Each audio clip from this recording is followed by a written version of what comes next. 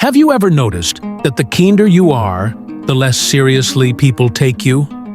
Why is it that the people who give the most are often the ones who are ignored, interrupted, and quietly disrespected? And why does no one warn you about this? Carl Jung once said, "Until you make the unconscious conscious, it will direct your life, and you will call it fate." What if your constant kindness isn't your personality, but an unconscious survival strategy? What if the reason people don't respect you is not because they are bad, but because you trained them not to? Let me ask you something uncomfortable. When was the last time someone crossed a line with you and you felt it immediately in your body, but still said nothing? You felt the tension, the tightening in your chest, that split second where you knew something is wrong here. And yet, you smiled, you softened your voice, you minimized yourself. Why? Most people think they are kind because they are morally superior. But Jung would disagree. He believed that extreme goodness often hides a fear, the fear of rejection, the fear of conflict, the fear of losing connection.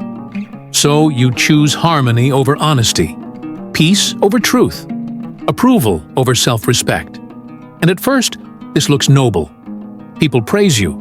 They say you're easy, understanding, safe. But safety is not respect. Here's a question no one asked. If kindness is so powerful, why do the kindest people feel invisible? Why are they talked over? Why are their needs always later? Why are they expected to understand, but rarely understood? Because kindness without boundaries is not strength. It is permission. Jung spoke often about the shadow, the part of you that holds anger, aggression, selfishness, and power. When you reject these traits, you don't become pure, you become incomplete.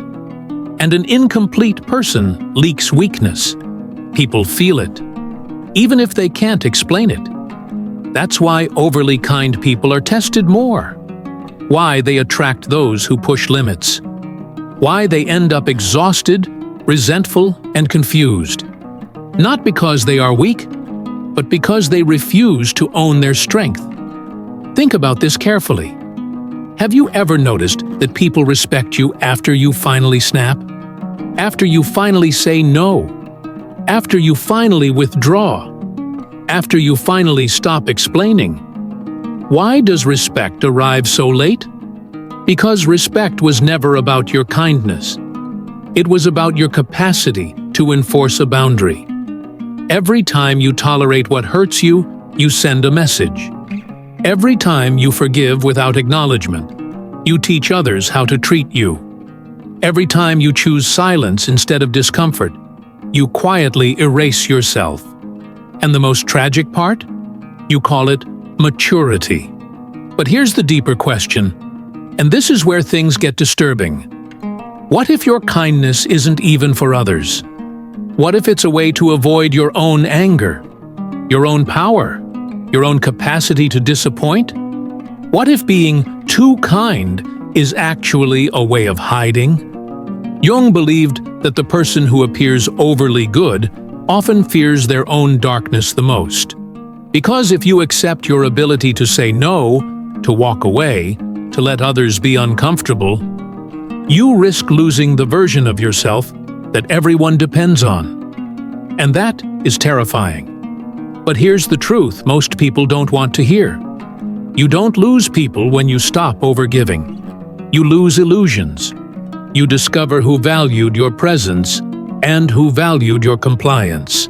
Have you ever noticed this strange moment inside yourself? That split second before you say no, when your chest tightens, your throat dries up, and your heart starts beating as if danger is near. Why does setting a boundary feel like stepping off a cliff? Why does kindness feel safe, but honesty feels threatening? That reaction is not morality, it is conditioning. Carl Jung once wrote, "Neurosis is always a substitute for legitimate suffering." In simpler terms, when you betray your truth long enough, your mind and body will make you pay for it later. Let's say something uncomfortable. When you stay silent while being disrespected, that is not patience. It is not wisdom. It is not emotional maturity. It is a nervous system trained to associate self-expression with danger. Your body reacts before your mind even speaks. And that reaction didn't come from nowhere. It was learned. Think back to childhood. The moment you raised your voice, affection was withdrawn. The moment you protested, punishment followed. The moment you showed anger, you were labeled difficult, ungrateful, or bad. So your nervous system learned a brutal equation. Obedience equals safety. Expression equals risk. And over time, being nice stopped being a choice. It became a survival strategy. You grew older, you got smarter, you got more capable. But your body stayed behind, still reacting as if every disagreement could cost you love. So now, as an adult, you over-explain, you over-apologize, you over-give. Not because you are kind, but because somewhere deep inside, you are afraid of abandonment. And here's the cruel paradox. The more you try to keep everyone comfortable, the more uncomfortable you become inside your own life. Jung called this the persona, the mask we wear to survive socially. The nice person mask is one of the most dangerous personas of all, because it is praised, rewarded, and admired, while quietly hollowing you out from the inside. Behind that mask lives the shadow, unexpressed anger, unspoken resentment, suppressed power, and the shadow never disappears. It waits. That's why nice people often explode without warning. A small comment, a harmless joke, a minor boundary crossed, and suddenly, years of silence erupt in a moment of rage or withdrawal. People say, "That came out of nowhere." It didn't. It came from everywhere you stayed silent before. The shadow, when ignored, doesn't become peaceful. It becomes passive-aggressive, bitter, exhausted, or self-destructive. That's why overly kind people often feel drained, resentful, and invisible, because they are fighting themselves every single day. Ask yourself this, honestly. If I am always understanding, who understands me? If I am always flexible, where do I end? If I am always forgiving, what happens to my limits? Jung believed that psychological health does not come from being good. It comes from being whole.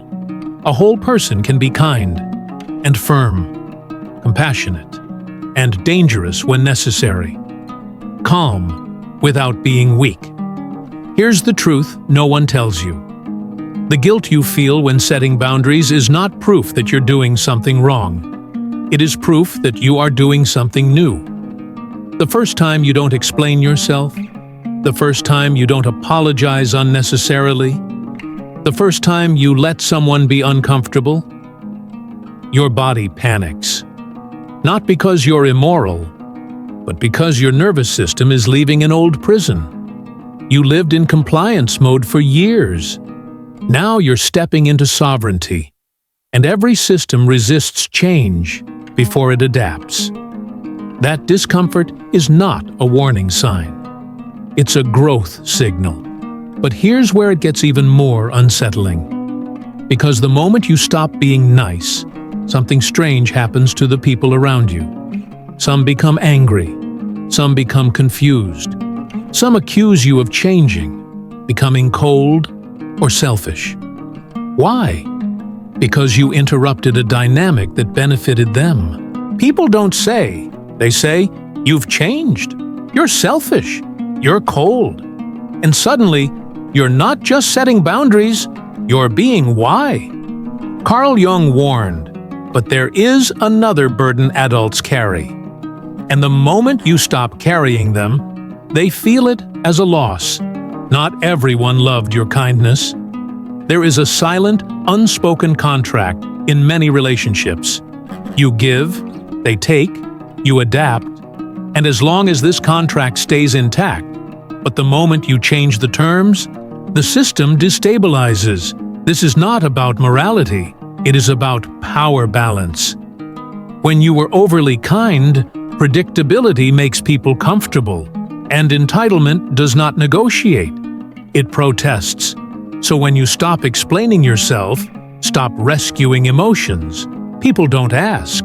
They ask, why aren't you playing your role anymore? This is why boundary setting is often punished socially. You are not being rejected for becoming worse. You are being resisted for becoming less controllable. Jung would call this projection. People project their unmet needs, insecurities, and dependence onto you. You were the regulator of their emotions, the stabilizer of their chaos. And when you stop bending, they feel exposed. They apologize. They over-explain. Why? Because rejection hurts. But here's the uncomfortable truth. You were never being rejected for who you are. You were being rewarded for who you weren't. Let that sink in. Respect and approval are not the same currency. Approval is given to those who accommodate. Respect is given to those who stand. And you rarely get both at the same time.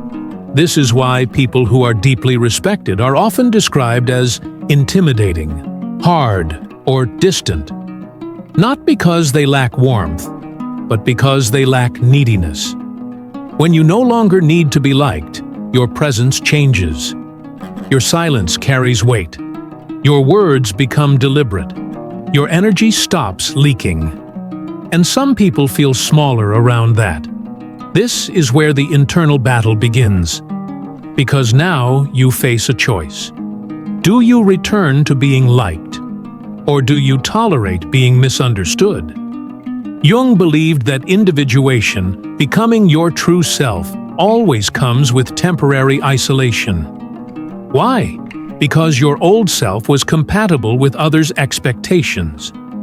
Your real self might not be. And that is not a failure. That is a transition. Here's something no one tells you. The people who accuse you of being selfish are often the ones who benefited most from your self-neglect. When you stop giving without limits, you reveal who was there for you and who was there for what you provided. This can feel brutal, but clarity always does. Now here's the most dangerous realization of all. Sometimes, being respected will cost you relationships that only survived because you stayed small. And that cost is the price of adulthood. But what happens next is unexpected. After the confusion, after the resistance, after the labels, something shifts. People start choosing their words more carefully around you. They test you less. They assume less access. Not because you became harsh, but because you became defined. Let's confront the fear you've been avoiding. What if becoming respected means becoming lonely? What if the price of self-respect is fewer invitations, fewer messages, fewer people around you? And what if that silence is not loss, but relief? Carl Jung once said, "Loneliness does not come from having no people around you, but from being unable to communicate the things that seem important to you." Most people are not lonely because they are alone. They are lonely because they are performing.